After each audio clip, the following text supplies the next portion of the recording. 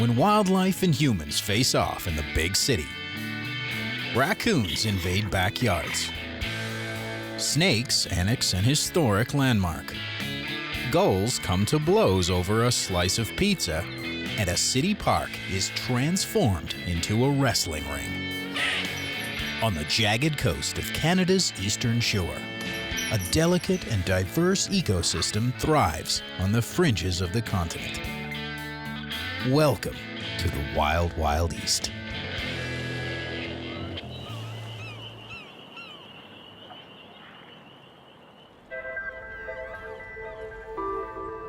Eastern Canada's largest city may seem like an unusual place for wildlife. But Halifax is an unusual city. Animals travel here from the shoreline and the forest. Deer, raccoons, chipmunks, gulls, and even snakes make their homes amongst urban sprawl. These crafty critters find plenty of advantages to life in the city. The urban environment offers a near-perfect mix of protection, food, and shelter. But life in the big city isn't cheap. Living here costs some animals their lives. Humans are the apex predators here. Traffic, urban sprawl, and pest control all threaten the animal's survival. To survive, the animals must be smart. Using speed, camouflage, flight, and foraging under the moonlight, wildlife makes the most of city life. Crows gather in the hundreds to share intel about food sources and unfriendly faces across the city. Raccoons den in attics high off the ground, only coming out at night when their downstairs neighbors are fast asleep. In the city, these buildings are like the raised cliffs of islands, sheltering the birds from nearby predators. Though we may not see it, wildlife is always watching us.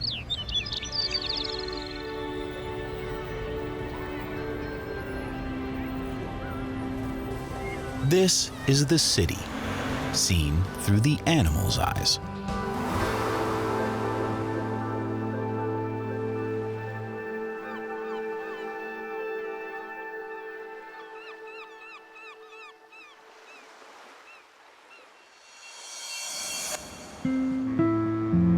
As a new morning dawns over the Halifax harbor, commuters rush to work, distracted by business meetings and lunch dates. It's easy to miss what's hidden high up in the trees, but if you look hard enough, a masked bandit looks back.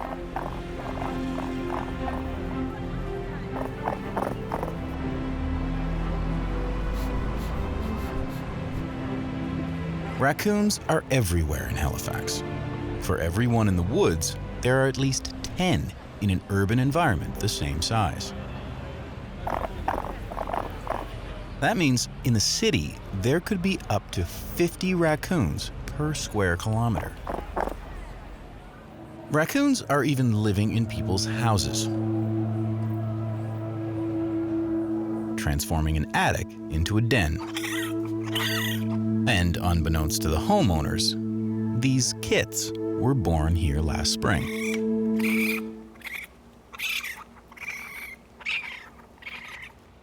It's fall now, and the kits are 6 months old.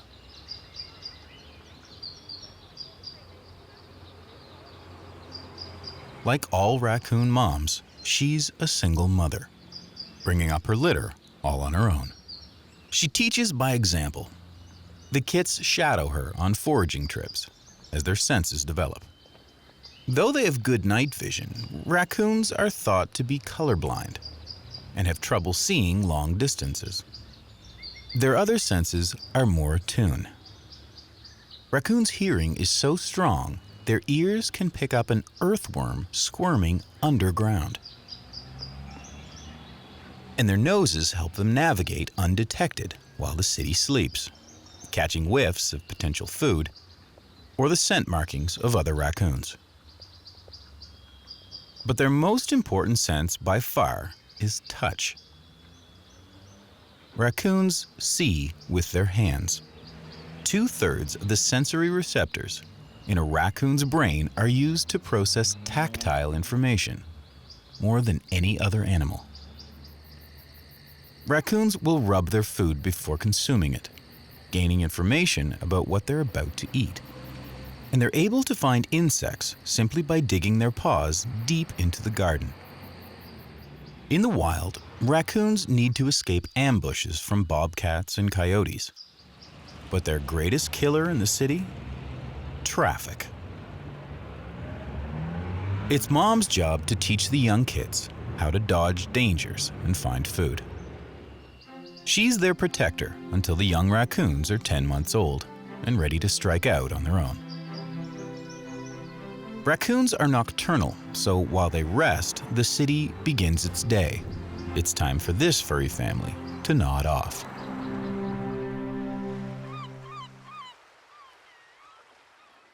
In Halifax Harbor, historic George's Island. It's ruled by one of the world's most feared animals. Hidden in the untamed grass,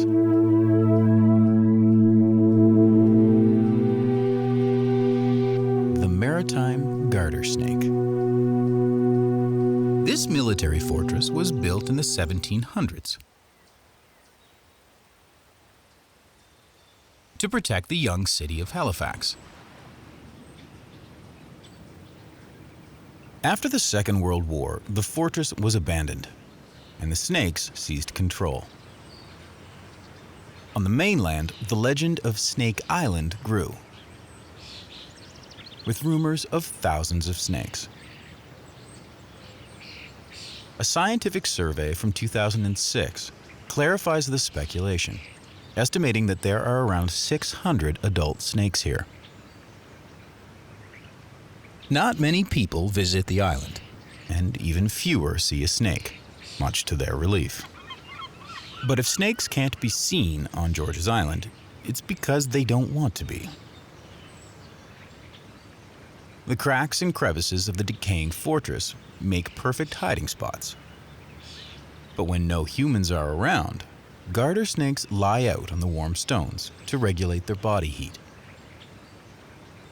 The garter's diet is purely carnivorous, and they'll eat almost any living thing they can overpower.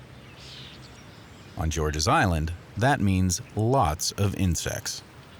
This ant is bringing back a dragonfly dinner for the colony.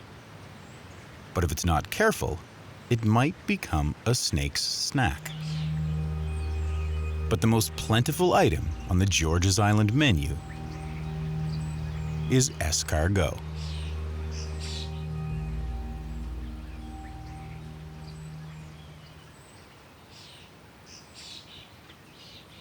Flicking out its tongue, the snake collects invisible scent particles in the air, transferring this data to an auxiliary scent organ on the roof of its mouth.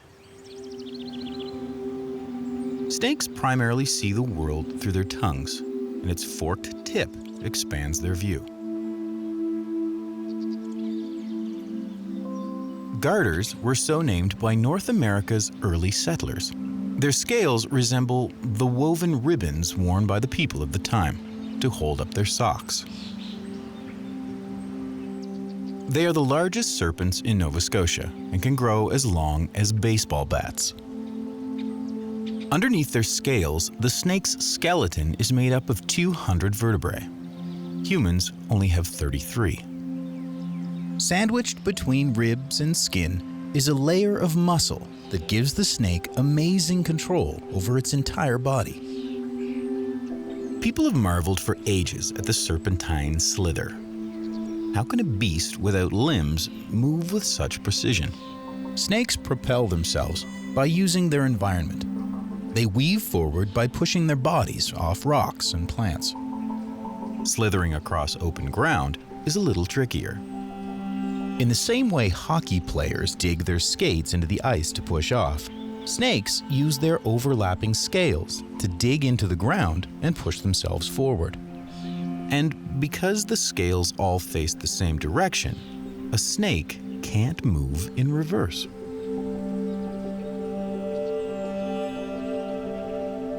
Soon, winter will arrive, and the George's Island snakes will trade the warm stones for moist dens underneath the fortress. They don't hibernate, just severely limit their activity and huddle together for warmth.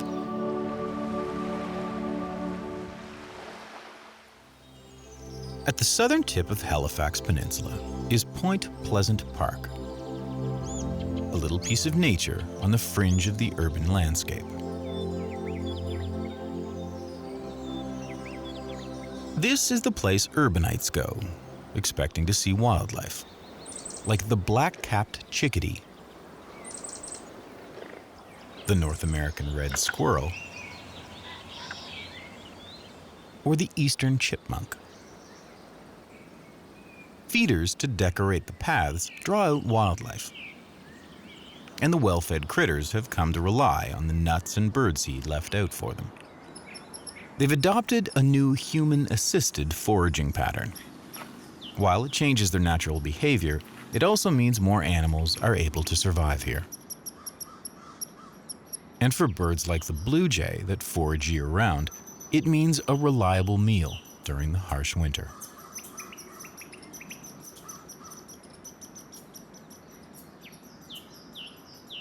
Though managed by people, this forest is the stage for the natural dramas of life to unfold.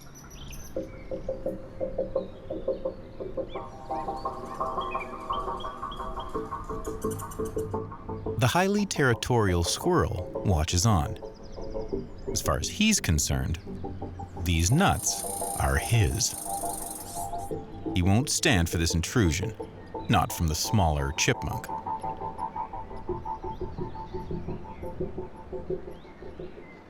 With the squirrel moving in for the nuts, the chipmunk knows it's time to move on. But the approaching pigeons are way out of the squirrel's weight class. He'll have to wait.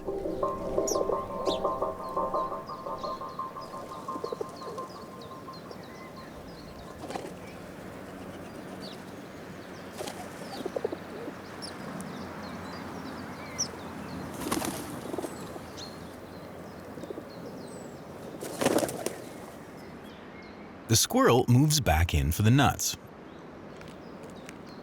But then, a twist. A new rival.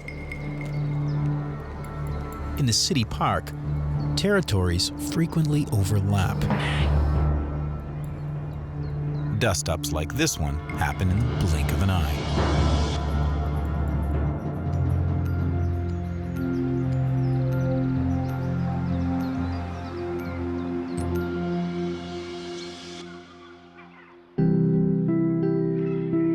As daylight begins to fade, the long workday comes to an end. But out above the harbor, a notorious bird shades the crimson sky. American crows are coming home to roost. Every night, hundreds of crows descend on this Halifax University. A mountain ash tree is the crows' cafeteria on campus. At this time of year, a good meal is hard to come by. Roosting in an area with an ample food supply means dinner and breakfast are secured. Crows thrive in the city because they're geniuses who use their surroundings to their advantage. To open nuts, crows will fly above city streets and drop them into traffic and let the cars be their nutcrackers. Once their meal is revealed, they will dodge cars to collect their meals from wheels. Crows can talk to each other, too. They're able to communicate the location of food sources across the city. Crows have remarkable memories and never forget a face. When they've been chased away by humans, they'll actually warn other crows about the unfriendly human. A group of crows is called a murder, but often it's one big family, made up of 2 parents and up to 15 children born over the last 5 years. Once a male and female mate, they will most often be together for life. When the temperature begins to drop in the fall, the city's crow families join together to spend the night at a communal roost. Gathering in large numbers keeps them warm. And although they'll roost in the country too, they prefer the city. It's warmer than rural areas. The city life also offers another advantage for the crow. On-campus lampposts are nightlights.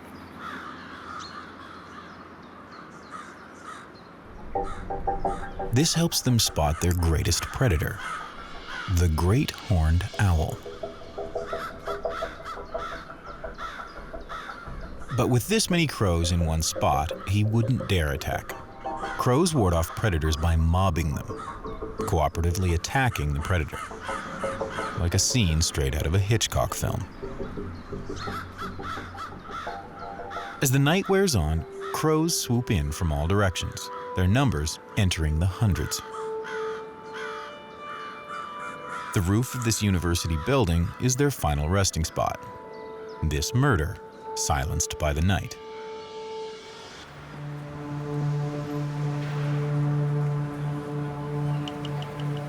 After a long day, the pulse of nightlife pounds through the streets. Locals call this intersection Pizza Corner. But as the humans stumble home, a new crowd is just waking up. Most people call them seagulls, but the proper name is gull. These highly adaptable birds can survive anywhere there's food.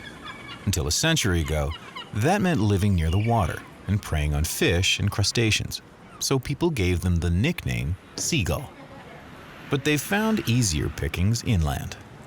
Their new foraging grounds include landfills, parking lots, and farmers' fields.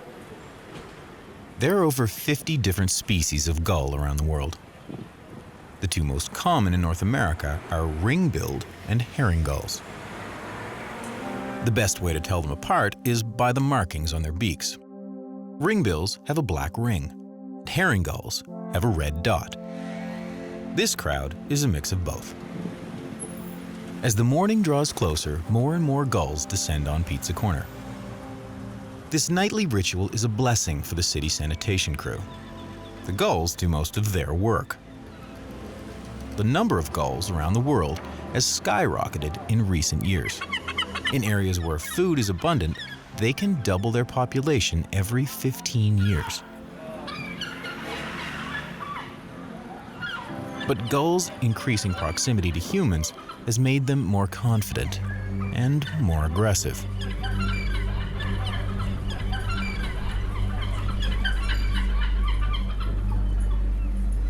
Gulls are incredibly intelligent birds, and it may be hard to discern that they are actually communicating.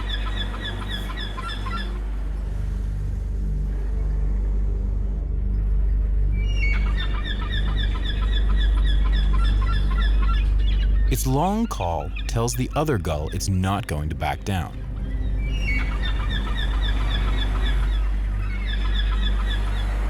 He spreads out his wings as a warning.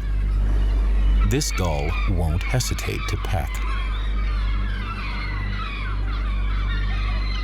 But as more and more gulls swoop in, the feeding frenzy turns into a turf war. Gulls can be ruthless in their pursuit of food. When food is scarce, they'll even go as far as eating the young of their own species. Blowouts can leave gulls seriously injured. And this one now has a broken leg. Human intervention arrives on the scene, breaking up the gulls' brawling breakfast.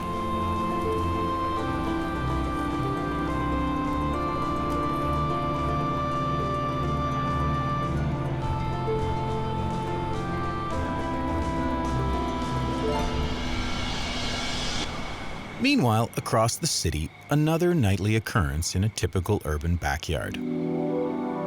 Raccoons' fur is camouflaged, helping them blend in to the backdrop of the night.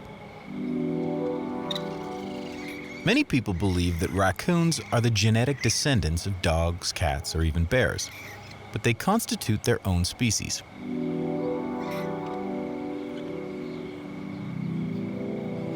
Raccoons' genetic ancestors lived in the tropics of South America. 2.5 million years ago, they began to move north, evolving into the raccoons we know today.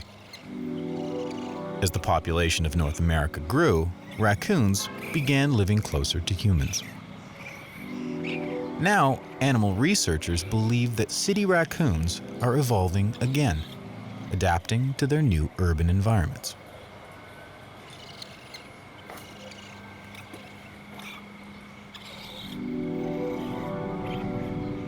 More than just instinct, their success here is because of their amazing problem-solving skills and memory. Here, there's more food and no natural predators. The raccoons are more fertile, have a greater survival rate, and are chunkier than their country cousins. And those marvelous hands are also quite dexterous, helping them open doors or break into garbage bins. But in the city, idle hands are the devil's playthings.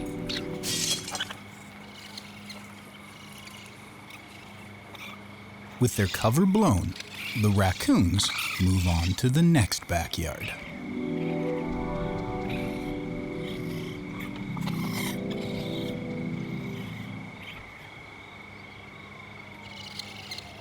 It's no wonder raccoons are generally seen as pests by their human counterparts.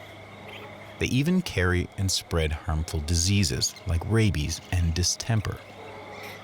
But as long as humans keep leaving out dinner, raccoons aren't going anywhere.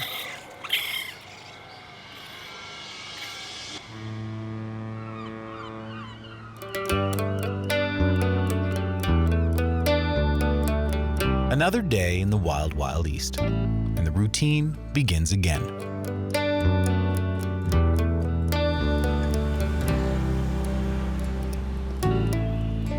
Many think urban sprawl displaces wildlife.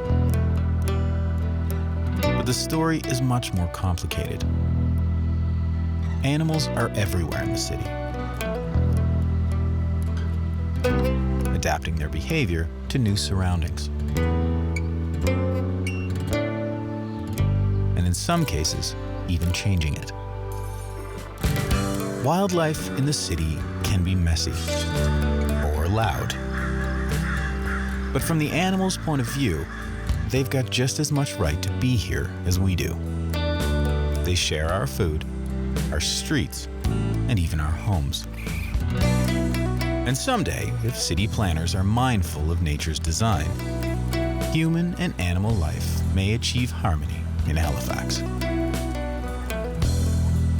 The city never sleeps in the wild, wild east.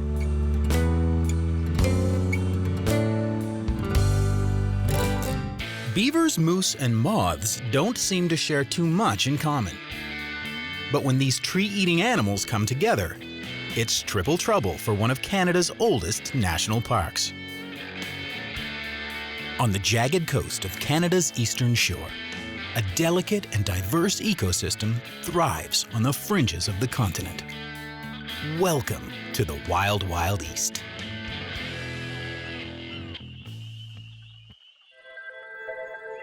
The Cape Breton Highlands is a vast and rugged landscape. Acadian forest bursting with Canada's trademark colorful leaves. An ancient plateau blanketed by a boreal woodland. And surrounding it all, the rough Atlantic Ocean.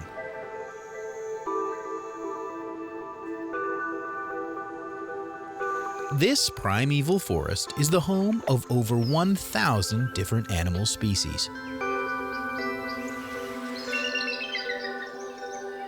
But now, in spite of conservationists' best efforts, the Great North Woods may disappear altogether.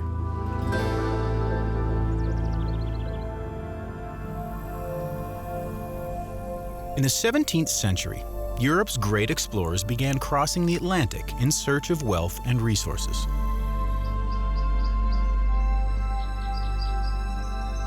They found beavers, moose, and moths, and all the creatures of the great North World.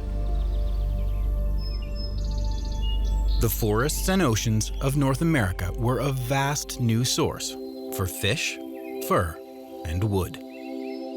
During the Industrial Age, demand for timber to build ships, houses, and railroads intensified. Deforestation spread across Cape Breton and endangered the animals that called the Highlands home. Today, only 5% of Cape Breton's forests remain. Saw away long enough, and the ecosystem goes timber.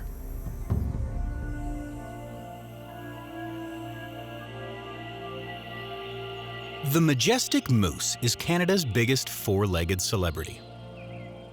Size, strength, and perseverance make the moose synonymous with life in the harsh climate of the true north. Before the Europeans arrived, moose roamed freely across Cape Breton Island.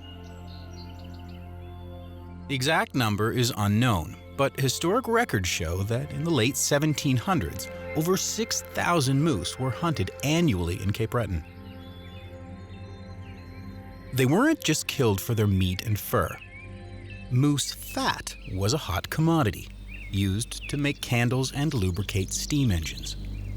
But it was the moose's white-tailed cousin that dealt the final blow. Introduced to Cape Breton in the 1880s, the clear-cutting of the Industrial Age opened up new pastures for the deer to forage in. As they spread across the island, they brought a nervous system parasite. Harmless to the deer, but fatal to the moose. Finally, in the 1920s, hunting, habitat loss, and disease took their deadly toll, and the moose disappeared completely from Cape Breton Island. The ecosystem was transformed.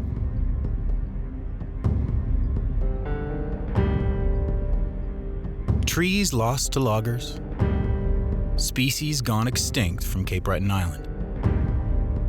At the beginning of the 20th century, the fate of the forest looked bleak. But then, in 1930, a glimmer of hope. The Canadian government passed the National Parks Act. This legislation protected large pockets of Canada's wilderness from clear-cutting. And in 1936, the Cape Breton Highlands National Park was established, preserving this important animal habitat.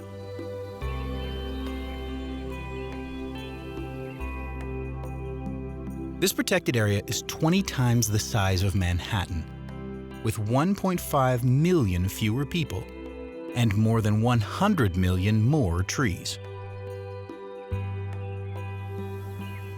With their natural habitat safe, the park officials reintroduced the moose back to the boreal forest. In the 1940s, 18 moose from Alberta were trucked across Canada. Soon, a cow moose grazing for food with her calves became a familiar sight once again. Normally, moose are solitary animals, but mother and child share a special bond and are never far apart. She stays with her calves through their first winter. Her instinct is to defend them until they're large enough to protect themselves. Mom uses her excellent sense of smell to detect danger.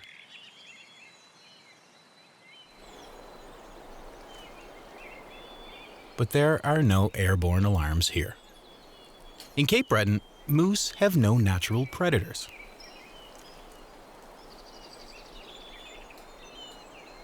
At one time, packs of wolves roamed the boreal forest, preying on calves and adults. But in the late 1800s, the wolf also fell victim to hunters and the almighty saw. Without any predators, these calves could live for 20 years.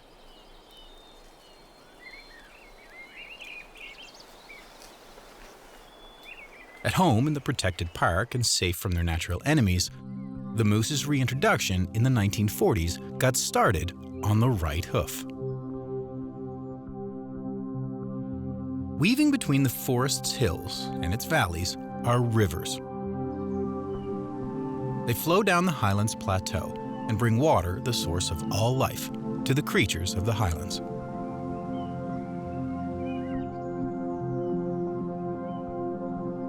The rivers here are home to the iconic beaver, the national animal of Canada and role model for workaholics around the world. Beavers build dams across sections of the river, which flood large parts of the forest, creating beaver ponds. The dams have major impacts on their environments. The largest on record is in Buffalo National Park in Alberta, discovered by a space satellite. It's twice the length of the man-made Hoover Dam. The beaver is the largest rodent in North America and can grow as big as a medium-sized dog. Beavers and humans have a lot in common. Both are warm-blooded mammals, and both drastically alter their environment to suit their own needs and are quick to protect their turf. A beaver is generally docile, but threaten its kingdom and the beaver will attack by snarling, biting, and scratching with its powerful front legs. Its front legs have nimble paws and sharp nails, which it also uses to help build its home. Beavers' back feet are webbed, making them excellent swimmers. They are truly aquatic animals, with a protective membrane covering their eyes and flaps of skin to keep water out of their ears and nose when underwater. Beavers have 2 layers of thick fur, which keep them warm as they swim underwater during the winter. The extraordinary quality of the beaver's fur drove the colonization and economy of North America in the 1600s.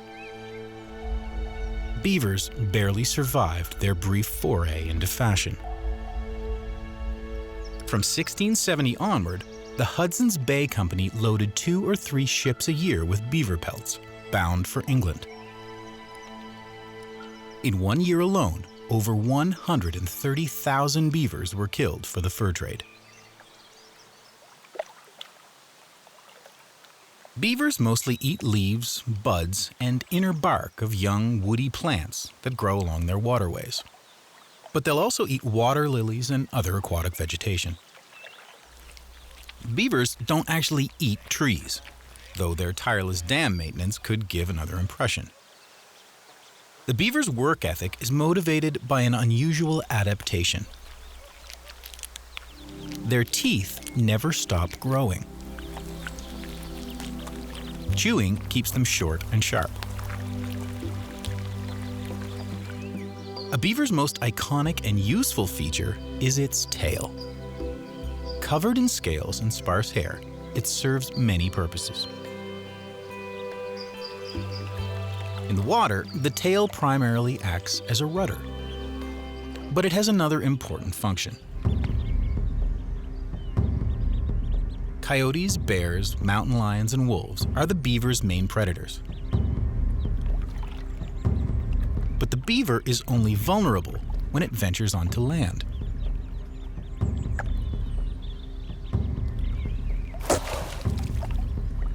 Safe in the water, he sounds an alarm bell to alert the rest of the beaver family.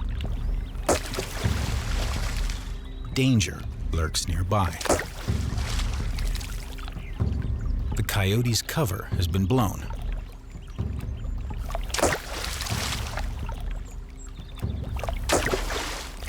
So it's off to stalk its next prey. This tail slapping can also serve as a warning for beavers from other colonies to stay clear. This pond is taken. Biologists refer to beavers as ecosystem engineers. because the wetlands they construct create a habitat for amphibians and other residents of the Highlands.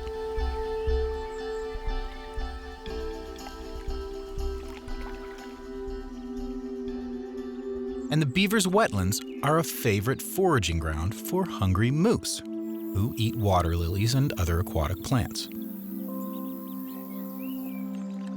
They have adaptations to find food anywhere in their range, even underwater.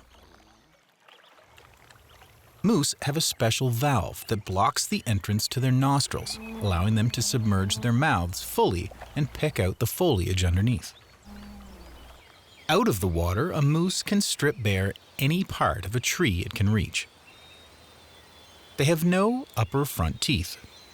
They have 8 sharp incisors on their lower jaw, and a dozen pairs of molars that they use to chomp up the trees, the twigs, bark, pine cones, and also shrubs. Unlike deer, cows, and horses, these grazers don't eat grass. To survive, moose need the forest and the wetlands. In the decades following their reintroduction, the moose population began to grow, and their range began to spread beyond the park itself.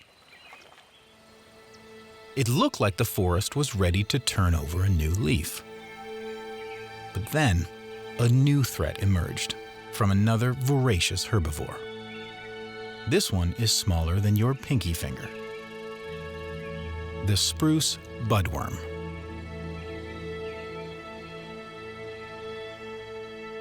Every summer, adult moths lay eggs on spruce and balsam fir, 2 of the most common trees in the Highlands. The larvae spend the winter in their cocoons, and when they emerge in the spring, they're hungry. The newly born caterpillars feed off the tree's needles to fuel their metamorphosis into a moth. During outbreaks, there could be over 200 hungry spruce budworms feeding on one branch. Normally, their population is kept low by weather conditions, parasites, and predators like spiders and birds. But it's a delicate balance, and sometimes it goes off kilter. That's exactly what happened in the 1970s, when the spruce budworm destroyed a section of the Nova Scotian forest, half the size of the state of Vermont. The worst hit area was right here in the Highlands. Spruce budworm outbreaks are cyclical. Ecologists believe they occur every 30 to 40 years. The forest should have recovered by now, but the burgeoning moose population feasted on the young trees, which slowed the forest's regeneration. The landscape of the Highlands was an all-you-can-eat buffet of saplings for the moose. In turn, their population exploded. Since their reintroduction between 1947 and 48, the number of moose inside the park has grown from 18 to 1,800. Compared to other areas, there's now 4 times the number of moose in the Highlands, and no wolves to reduce the population numbers. Moose are voracious herbivores. In total, all the moose in the Highlands eat 4.5 dump trucks worth of vegetation every day. And now, the forest is transforming once again.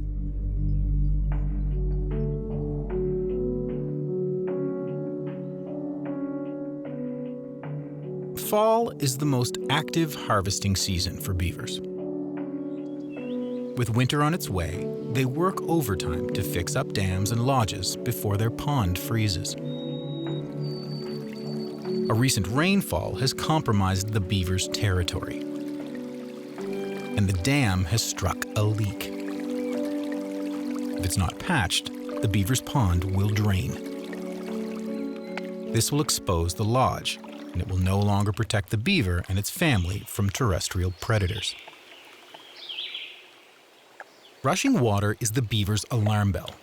The sound triggers their instinct to build. An experiment where a recording of rushing water was played on dry land resulted in the beaver covering a stereo with sticks and mud in an attempt to silence the disturbance. The coming winter means more trees are needed to secure the beaver's lodge. Mud dredged up from the bottom of the river is used to hold the branches in place and acts as a sealant, keeping the lodge watertight. The beavers may be the hardest workers in the wild east, but their non-stop construction is also reducing the survival of the trees and saplings surrounding their ponds. As beavers transform rivers into wetlands, they flood the forest, meaning beavers don't just chop down trees, they suffocate them too. But when the beavers leave and the pond drains, a fertile meadow remains in its place. Here, young trees bloom, but before they can mature, they're eaten by moose. As the moose population becomes more concentrated, a new danger has hit the Highlands. Since an adult moose weighs about as much as a small car, collisions can be fatal for man and beast. But the overpopulation of moose is an even greater threat to the health of the Highlands and the other animal species that call the forest home.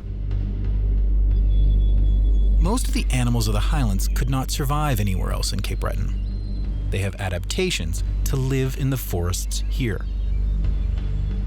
Perched on low branches, an adult male spruce grouse blends perfectly into the background. Its plumage acts as camouflage. This is the grouse's only form of protection.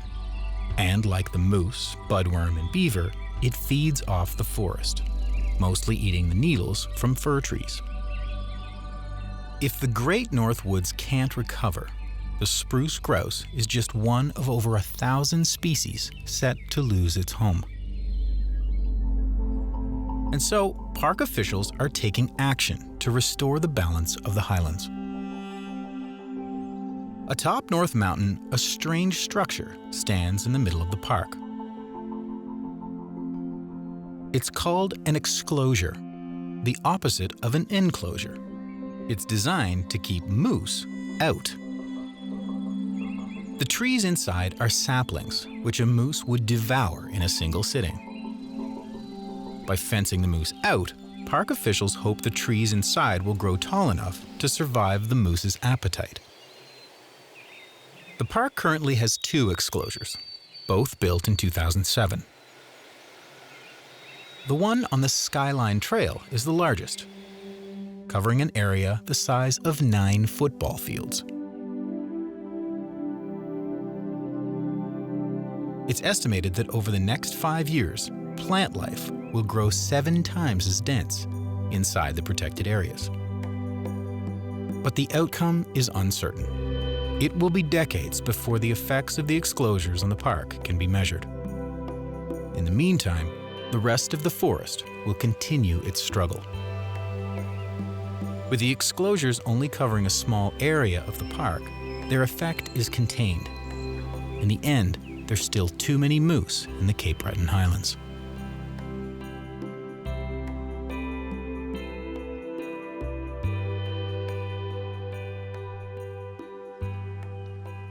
Fall for the moose is a special time of year, mating season. And it's called the rut. The scent of a female cow draws the bull moose from across the Highlands. Cows are only in heat for 1 to 2 days a year. After that, they quickly lose interest. The stakes are high for the bull. If he doesn't manage to find a mate in the next few weeks, he'll have to wait another year.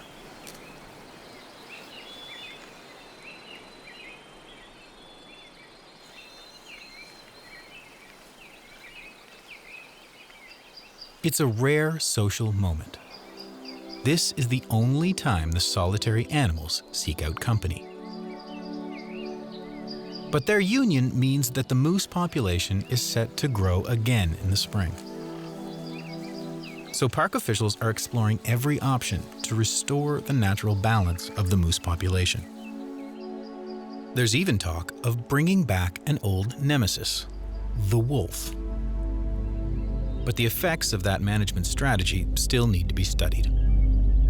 In places like Yellowstone National Park, wolves reintroduced in 1995 had quadrupled in numbers by 2004, but numbers have leveled off since then.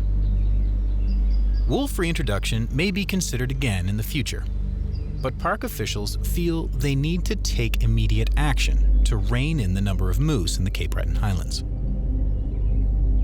In the fall of 2015, the park licensed hunters from the Mi'kmaq First Nation to kill 37 moose in the area of the forest most affected by hyperabundance.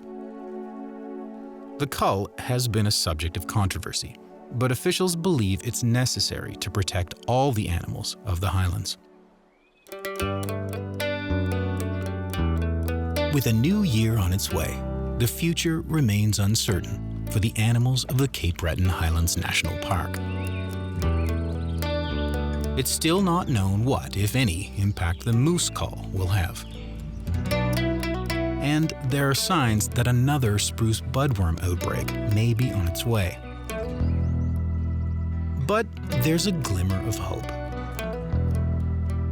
The park's protected status keeps out the clear-cutters, and exclosures secure a small piece of the forest's future.